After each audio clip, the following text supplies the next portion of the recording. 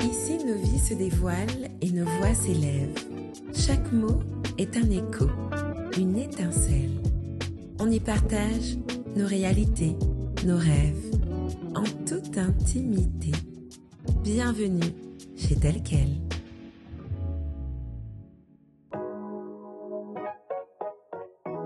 Passion, engagement et génie au féminin, Marie Osier-Lafontaine, activatrice de talent, partage son parcours inspirant. Bonsoir à toutes et à tous, bienvenue chez Tel Quel, l'émission qui célèbre les parcours féminins inspirants. Et ça tombe bien, parce que ce soir, je reçois une femme passionnante, très inspirante, qui est Marie Osier-Lafontaine. Bienvenue chez Tel Quel, Marie. Merci de m'accueillir, Caroline. Avec grand plaisir. Alors, je l'ai dit, tu es une femme engagée, peut-être que je ne l'ai pas dit, pleine de créativité et qui a fait le choix d'accompagner les femmes afin de révéler leur potentiel, n'est-ce pas? C'est ça. Et ce que j'aime, c'est que tu te définis comme une activatrice du génie au féminin. Ouais. C'est un sacrément beau challenge. C'est un beau challenge que je m'attelle à relever tous les jours. On va en parler, on va découvrir un petit peu ton parcours et ce qui l'a façonné et qui t'a amené à être la femme que tu es aujourd'hui. Et cette mission que tu t'es donnée de révéler ce génie au féminin chez chacune d'entre nous. Mais avant tout, j'ai un moment que j'affectionne particulièrement, qui est la découverte de l'objet mystère. J'ai hâte de découvrir le tien et que tu m'expliques pourquoi tu as choisi cet objet. Alors cet objet, bon, la boîte est un petit peu abîmée, mais c'est une carte, des cartes d'oracle, donc les messages de l'âme. Donc ce sont des cartes que j'utilise dans mes ateliers, mais que j'utilise aussi pour moi à la base. Donc ce sont des cartes que tu tires au quotidien. Donc tu as plusieurs tirages possibles en fonction des questions. On peut tirer au quotidien, je ne savais pas. Je ne savais pas qu'on pouvait tirer ta carte tous les jours. Ok. Alors tu le fais quand tu en as envie en fait, mais ça peut être effectivement tous les jours. Donc pour répondre à une question ou pour connaître le message qui va te guider pour ta journée, pour ton mois, pour ton année. Donc ça aide vraiment. Moi j'utilise beaucoup avec les clientes que j'accompagne et à chaque fois ça révèle quelque chose. Et puis je trouve que ça peut être un beau brise-glace aussi peut-être au départ. Oui, alors après moi je le fais en fin d'atelier en général. Ok. Et elles repartent du coup avec ce message après l'atelier et du coup il y a des choses qui mûrissent pour elles après l'atelier qu'elles ont vécu avec moi. Super. Alors tu peux poser ça juste derrière sur le petit tabouret. Ok. Ah bah écoute, on va faire un peu plus connaissance. Oui. Alors tu as grandi à Casse-Pilote toute C'est ça. ton enfance, Oui. adolescence. Oui. Adolescence que tu décris comme étant heureuse. Oui. Je sais que tu m'as parlé du fief familial à Casse-Pilote, donc bien entourée. Ouais. Voilà. Et puis arrive le lycée, notamment la terminale, où là, Marie va un peu plus s'affirmer. Comment, peut-être même un petit côté, un début, pas de rébellion, mais en tout cas, s'affirmer et pourquoi pas parfois avoir un petit côté rebelle, même si c'est pas rebelle, c'est pas casser la baraque. Hein. Mais voilà, on a compris ce que je veux dire. Comment est-ce que cette phase a pu impacter, contribuer à façonner la femme que tu es devenue par la suite? Disons que je pense que c'était le début d'une remise en question des règles établies. C'est-à-dire que l'école, ça n'a jamais été quelque chose qui m'a convenu, même si j'ai été une très bonne élève. Mais depuis le primaire, voilà, je faisais un petit peu de bazar à l'école. Mes parents étaient parfois convoqués, je bavardais beaucoup. Donc bon résultat, mais sur le bulletin. Bavardage incessant. On a eu le même bulletin, voilà, visiblement. C'est ça. Et donc les professeurs, voilà, avec les élèves comme nous, ils ont un petit peu de mal. Mais quand même, j'essayais de m'adapter au maximum. Et puis plus ça allait, moi j'ai eu envie de m'adapter finalement. Et effectivement, en terminale, disons que j'ai été peut-être taxée d'un peu d'insolence, etc. Et Marie, non. Et si, pas toujours présente à l'école, n'est-ce pas? Pas suffisamment présente en cours, n'est-ce pas? Donc, il y a quelques cours qui sont passés à la trappe. Et du coup, ça a continué en fait sur cette lancée à se dire oui, je dois travailler, je dois obtenir des diplômes, etc. Mais je ne dois pas forcément dire oui à tout. Alors tout ça était en gestation, ça m'a pris quand même du temps parce que, comme je te le disais, le syndrome de l'imposture, moi, il a toujours été quand même très présent de savoir si est-ce que je vais réussir, est-ce que j'ai les capacités pour réussir. Donc toujours cette dualité entre peut-être un manque de confiance en moi et d'un autre côté, une envie de faire un peu exploser les règles qui ne me conviennent pas et qui ne conviennent pas à beaucoup d'autres finalement, notamment les femmes. Notamment, grand sujet. Alors, tu vas commencer par une fac d'histoire. Oui. Bon, parce que tu n'as pas voulu attaquer directement Sciences Po, fameux syndrome dont on vient de parler. C'est ça. Donc, tu commences par une fac d'histoire, tu te rends bien compte que le trésor n'est peut-être pas là pour toi. Tu fais une prépa et enfin, tu oses le concours Sciences Po.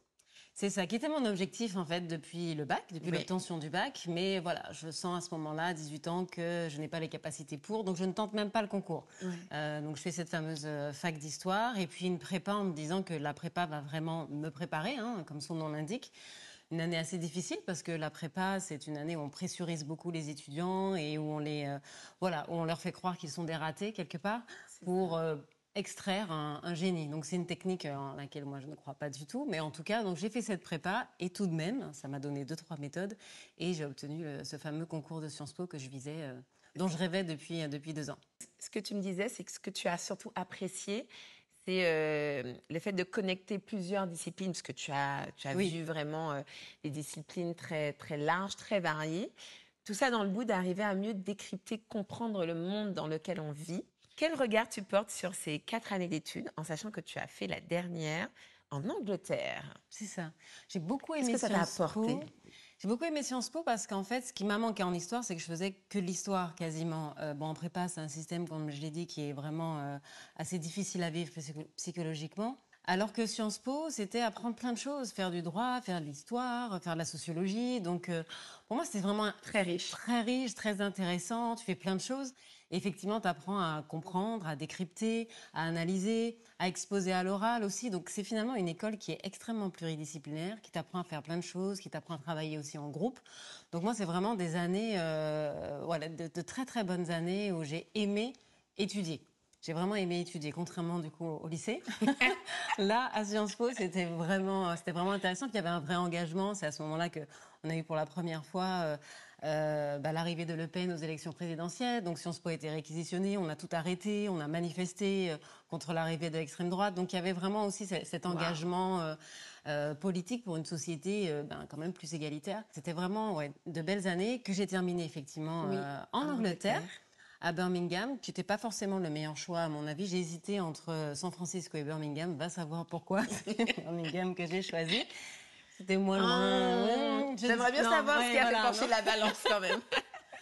Et l'Angleterre a été un bel apprentissage dans le sens où c'est une éducation à l'anglo-saxonne, donc avec les grands campus comme on les voit dans les films, donc les espaces verts, les grands immeubles de briques rouges, le professeur avec sa cup of tea, c'est le stéréotype, tu l'as, tu vois, en vrai. Tu l'as vécu. Je l'ai vécu, et puis des matières que moi qu'on pouvait pas étudier en France à l'époque, sociologie du genre, multiculturalisme, ces questions auxquels on ne fait pas forcément face en France.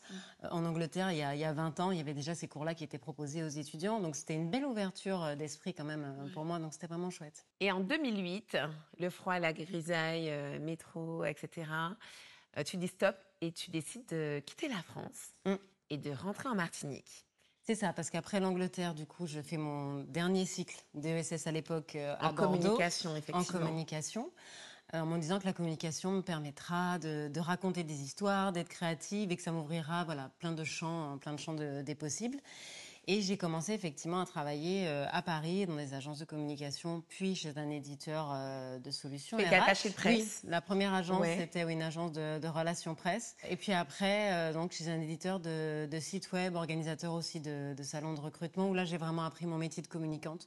Parce qu'ils internalisaient tout et du coup j'ai tout fait. Je crois que j'ai vraiment tout fait à ce moment-là en communication. Donc pour la jeune pro que j'étais, c'était vraiment une belle expérience. Mais effectivement, au bout de 3 ans de vie parisienne, ça faisait 10 ans moi que j'étais en France. Donc il y avait comme un cycle, une fin de cycle. Et j'avais envie de rentrer au pays, mais sans projet, vraiment sans projet. C'était juste une envie. Et on s'est décidé avec mon compagnon de l'époque autour d'une pizza, en se disant, et si on rentrait? Bah oui, alors allons voir ce qui se passe chez nous. Et on est rentré comme ça. Ton compagnon de l'époque, qui est d'ailleurs... Mon mari aujourd'hui. Ton mari aujourd'hui. Et oui, ça existe, Ça mesdames arrive. et messieurs, tout à fait. Marie en est la preuve vivante. C'est ça. Alors, je ne sais pas si on l'a indiqué, alors je ne sais pas si tu as toujours voulu être journaliste, mais il y a un rapport, hein. Tu as été attachée de presse, tu as travaillé dans la communication, mais l'écriture, on va y revenir par la suite. Il y a une passion, un amour pour l'écriture, le journalisme, du coup les médias, la communication, tout est lié. Et donc tu vas rentrer en Martinique en 2008 et tu vas travailler environ 4 ans dans une agence de communication. C'est ça. Avec le rythme effréné qu'on connaît bien, N'est-ce pas que ça demande. Et qu'est-ce qui va se passer en 2013 où tu vas prendre un choix assez décisif? Donc quel est ce choix et comment est-ce qu'il va impacter la suite de ton évolution professionnelle? Alors, ce qui se passe, c'est qu'effectivement, je travaille depuis 4 ans dans cette agence de communication avec un rythme qui est quand même assez intense. J'ai déjà mon petit garçon, donc il y a 2 ans. Je suis enceinte de ma fille. Et là, en fait, avec ce rythme, finalement, je me rends compte au fur et à mesure, mais tout en le maintenant, ce rythme effréné, que ça ne colle pas, que voilà, c'est compliqué en fait de gérer ce petit enfant qui m'attend à la maison, ce petit enfant à naître dans mon ventre. Et puis je fais un malaise un soir, donc je vais vérifier quand même que mon bébé va bien. Et là, la sage-femme me dit vous ne retournez pas travailler. Donc moi, c'est impensable, j'ai absolument rien préparé en ce sens, mais elle m'interdit quelque part de retourner à l'agence le lendemain. Donc c'est un arrêt brutal. Et en même temps, une prise de conscience de me dire qu'en fait, même si j'ai voulu, ce rythme-là ne me convient pas et il va falloir que je trouve une solution. Donc je m'arrête, bien sûr. J'ai ma petite fille qui naît, mais quand même avec de l'avance. Donc je comprends bien que tu vois, le rythme que j'ai eu était pas forcément compatible avec ce que je vivais à l'époque personnellement. Donc ma petite fille naît et là je me dis, en fait, je vais pas y retourner. Je vais pas retourner travailler un poste. J'étais directrice adjointe d'une agence à ce moment-là. Et c'était pas gérable. Et ce qui est dommage, c'est que j'aimais mon métier, mais au final, je me suis rendu compte que le système et le monde du travail dans lequel on vit encore aujourd'hui, puisque c'était il y a 10 ans, mais les choses n'ont pas beaucoup évolué, je crois, ne sont pas faites pour la vie de famille et ne sont pas faites, par conséquent, pour les femmes qui font des bébés, qui accouchent, qui ont besoin de temps après pour passer du temps avec leur enfant, pour se remettre aussi de cet accouchement, parce qu'un accouchement, ce n'est pas quelques heures, c'est une année. donc voilà, je me rends compte à ce moment-là que c'est incompatible. Donc le choix m'appartient d'y retourner ou de quitter. Donc je quitte, effectivement. Alors, en 2014, tu vas créer, je voulais qu'on en parle, le Verbe et la Plume. Donc, c'est une agence de communication éditoriale. Ouais. Et là, on remet l'écriture, du coup, au C'est ça. centre de ton activité professionnelle. D'où vient cette passion, cet amour pour l'écriture? Et à quel moment tu te dis, je vais en faire, en fait, mon activité à temps plein et je vais créer une agence de communication éditoriale? Écoute, ça date, je pense, de l'enfance, quelque part, parce que j'ai toujours écrit. Donc, dans les journaux intimes qu'on a, mais j'ai toujours aimé écrire. Et je me rappelle que pour certaines fêtes des mères, je faisais des dossiers de presse à ma mère sur elle. Donc, tu vois, elle était la star, donc avec photos. J'espère que ma fille t'écoute religieusement. Et du coup, j'ai toujours aimé ça, mettre en forme, écrire et puis raconter des histoires. Donc, ça a toujours été là et ça a toujours été le fil rouge. Et dans tous les métiers, dans toutes les fonctions que j'ai occupées, il y a toujours eu l'écrit qui était présent. Et du coup, là, quand je crée ma société, je me dis, autant faire ce que tu aimes. Et du coup, je crée cette agence de communication éditoriale et je me spécialise en storytelling. Donc à l'époque, c'est un peu nouveau ici, mais ça parle parce qu'au final, parler des marques, parler des entreprises, parler des entrepreneurs, grâce au storytelling, c'est raconter toutes ces histoires qui font qu'on va choisir de travailler avec tel ou tel autre, d'acheter tel ou tel produit ou tel service. Donc ça me permet effectivement à ce moment-là de vraiment créer une entreprise qui me permet de m'éclater dans ce que je fais. Et puis parallèlement à ça, je deviens aussi formatrice en communication. Je fais du conseil bien sûr en communication. J'anime beaucoup d'ateliers. Donc oui, pendant quelques années avec le Verbe et la Plume, j'ai fait beaucoup de choses avec comme fil rouge les mots et l'écrit. Ouais. Et tu y as trouvé un épanouissement peut-être plus sain que ce que tu vivais quand tu étais en agence de communication, parce qu'on sait que quand on est entrepreneur à son compte, ça demande aussi beaucoup, ça peut être très intense, mais on voit que malgré tout, tu aimes faire les choses avec équilibre et que tu ne veux pas renoncer ni à la vie de famille, ni à la richesse de l'entrepreneuriat. Est-ce que tu as réussi à poser des limites et à garder l'équilibre dont tu ne bénéficiais pas dans ton aventure professionnelle précédente? Alors, je pense qu'au départ, je me suis beaucoup bercée d'illusions en me disant, je suis entrepreneur, je suis ma libre. propre patronne, je suis libre, je vais faire exactement comme je veux, j'aurai du temps pour mes enfants, je vais développer mon business, je vais peut-être même devenir riche, ce sera magnifique. Bon, la réalité correspondait pas exactement à ça sur tous les premiers temps.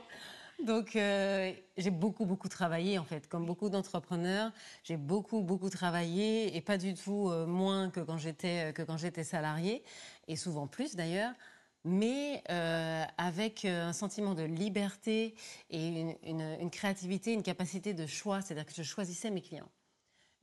Et ça, pour moi, c'est vraiment un luxe quand on est entrepreneur. Donc, c'est une liberté, un luxe qui se paye parce qu'il y a l'incertitude, on n'a pas forcément la visibilité sur l'année, on n'a pas de salaire, hein, pas de sécurité, il n'y a pas de filet de sécurité.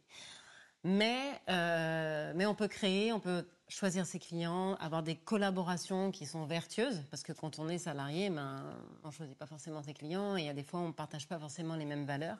Alors que là, on peut choisir des clients, et c'est ce que j'ai fait avec qui je partageais des valeurs. Et effectivement, quand même, être présente pour mes enfants à la sortie des classes, quand je devais aller en rendez-vous médicaux avec eux, etc. Donc, avoir quand même une disponibilité que j'aurais aimé être plus importante, en toute honnêteté. Mais voilà, j'ai fait de mon mieux et je pense que comme beaucoup de mamans, j'ai essayé de tout ménager et d'être une bonne entrepreneur et une bonne maman. Transition toute trouvée. En 2016, tu crées avec 2 amies qui sont chères à ton cœur, Willen et Linda. Alors, je ne sais pas si on peut dire le premier réseau de mamans, femmes entrepreneurs, Business Mam en Martinique. Pourquoi c'était si important pour vous de créer ce réseau? Est-il différent des réseaux de femmes entrepreneurs? Alors oui, on peut dire que c'est le premier réseau de mamans entrepreneurs parce que c'est le premier réseau de mamans entrepreneurs. Et oui, on l'a créé en 2016, toutes les 3, avec donc Linda et Willen. Donc Linda Nirenda et Willen Léger-Dométhil, parce qu'en fait, on travaillait ensemble et puis on faisait face aux mêmes problématiques. Donc, c'est-à-dire d'être maman avec des enfants en bas âge et de devoir développer un business en parallèle. Et on partageait beaucoup d'astuces, toutes les 3, et on s'est dit, vu l'aide que ça nous apporte, le soutien que ça nous apporte, la force que ça nous apporte, pourquoi ne pas étendre ce petit trio finalement à plus de femmes? Et ça a tout de suite bien fonctionné. Il y avait un vrai besoin, et il est toujours là d'ailleurs, de femmes, mamans, entrepreneurs qui souhaitent se retrouver, se soutenir et progresser ensemble. Et l'objectif, c'est aussi de sensibiliser la société au fait que c'est possible et qu'il faut aussi soutenir cet entrepreneuriat au féminin, parce que les femmes font face à des freins que n'ont pas les hommes. Donc c'est une réalité. Et c'est pour ça que ce type d'association existe, parce que parfois on nous dit « Ah oui, mais on ne comprend pas. » Complètement, c'est clivant. Voilà. L'entrepreneuriat, il est pareil pour tout le monde. Tout le monde rencontre des problématiques. Donc c'est vrai que moi aussi, j'ai beaucoup entendu aussi ces points de vue qui sont à entendre, effectivement. Et c'est pour ça justement que je te posais la question de la nécessité, au-delà de créer un réseau de femmes entrepreneurs, mais de femmes mamans entrepreneurs. Mais tu y as répondu, hein, avec les problématiques très spécifiques qui y sont lieu, et du coup des réponses assez spécifiques également. Oui, c'est ça. C'est-à-dire que si, dans un monde idéal, dans une société idéale, il n'y aurait pas besoin d'associations Business Mam, tout simplement, ni besoin de toutes les associations féministes qui existent. Donc, dans une société qui serait vraiment égalitaire, on n'aurait pas besoin de ce type d'association. Donc, nous, c'est notre objectif, qu'en fait, on n'ait plus besoin de nous, et qu'on nous dise, voilà, société égalitaire, les femmes ont tout autant de possibilités de créer leur entreprise, il n'y a plus de freins, donc, vous fermez boutique, parfait. Ça y est, on a réussi tout ensemble, notre association et toutes les autres, et toutes les femmes qui se battent au quotidien, on a réussi. Donc, on met la clé sous la porte. Mais bizarrement, non, on aurait bien aimé fermer boutique dès demain, mais visiblement, il y a encore du travail et un chemin qui, j'espère, sera pas trop long. Mais on sent bien qu'il y a encore des choses à faire. Oui. Donc, bravo et merci. Alors, il y a combien de femmes adhérentes à l'association Business Mam à peu près? À peu près, aujourd'hui, on a une 50aine. Ok, très bien. Il y a encore de la place pour d'autres mamans entrepreneurs qui voudraient bien évidemment. Venir partager, échanger avec vous. Très bien, toujours. Donc on note. Alors Marie, j'aimerais qu'on parle de cela, parce que bien entendu, tu ne t'es pas arrêtée là, tu as continué à créer de belles choses après le verbe et la plume. Donc depuis maintenant 4 ans, tu accompagnes les femmes, donc c'est la casquette activatrice de génie au féminin, à concilier vie professionnelle et authenticité. J'ai même envie de se dire l'art de se révéler tout en étant aligné avec ses valeurs et briller de manière authentique, notamment dans le cadre de leur entreprise. Qu'est-ce qui t'a poussé à créer Osla très beau nom. J'ai l'impression qu'il y a un rapport avec ton nom de famille, N'est-ce pas? d'ailleurs. Très bien trouvé. On sent le côté communicante. Et comment est-ce que tu veux et comment est-ce que tu impactes la vie des femmes aujourd'hui? Alors justement, Ose là, c'était ça. C'était effectivement la référence à mon nom de famille, mais ose la vie que tu mérites. Parce que pendant toutes ces années, moi j'ai rencontré beaucoup de femmes, j'ai accompagné beaucoup d'entrepreneurs avec le verbe et la plume, et bien sûr avec Business Mom. Et beaucoup de femmes étaient vraiment bourrées de talent, regorgées d'idées, mais n'osaient pas. C'est-à-dire n'osaient pas se lancer dans l'entrepreneuriat, n'osaient pas lancer un projet alors qu'elles étaient déjà entrepreneurs qui étaient peut-être qu'elles jugeaient trop ambitieux pour elles, ou des femmes salariées finalement qui n'osaient pas demander cette fameuse promotion alors qu'au final, au fond, elles savent qu'elles la méritent et qu'elles ont les compétences, mais il y a comme une hésitation. Et voilà, toutes ces femmes qui sont extrêmement talentueuses, mais qui n'osent pas sauter le pas. Et moi, ce que je veux, c'est intervenir justement à ce moment-là où il y a cette hésitation, où il y a cette peur, où il y a ce fameux syndrome de l'imposture que je connais bien et que j'ai appris à apprivoiser parce qu'ils s'apprivoisent. Voilà, à les aider à concrétiser leurs rêves, leurs projets, en étant vraiment alignées avec ce qu'elles sont. Parce qu'au final, les femmes dans la société, dans le monde du travail, on leur colle beaucoup d'injonctions. Oui. On leur demande beaucoup de se comporter de telle ou telle façon, et ça dure depuis l'enfance, hein, où l'éducation est quand même très genrée. Et arriver à l'âge adulte et arriver en tant que professionnelle, elles ne sont pas toujours en mesure d'aller au bout de ce qu'elles peuvent faire. Moi, là, j'interviens vraiment pour qu'elles puissent aller justement au bout de ce qu'elles peuvent faire, qu'elles puissent vraiment explorer leur talent et puis le déployer au maximum. Mais c'est merveilleux de se lever le matin pour faire, oui. pour faire ça, oui, d'impacter la vie des femmes de cette façon. Je comprends pourquoi on est si lumineuse, qu'on voit la vie en couleur.